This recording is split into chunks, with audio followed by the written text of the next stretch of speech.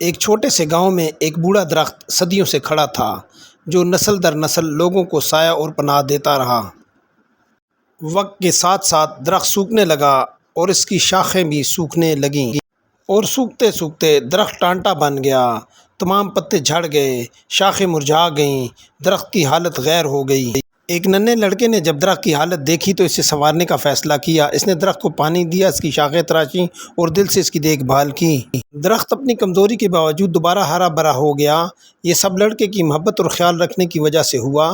موسم بدلے اور درخت نے پھل دینا شروع کر دیا جو پورے گاؤں کو غذا فراہم کرنے لگا۔ گاؤں والے لڑکے کی ہمدردی سے متاثر ہوئے اور انہوں نے دوسرے نظر انداز کیے گئے درختوں کی دیکھ بھال شروع کر دی۔ یوں گاؤں سرسبز و شاداب اور خوبصورت بن گیا۔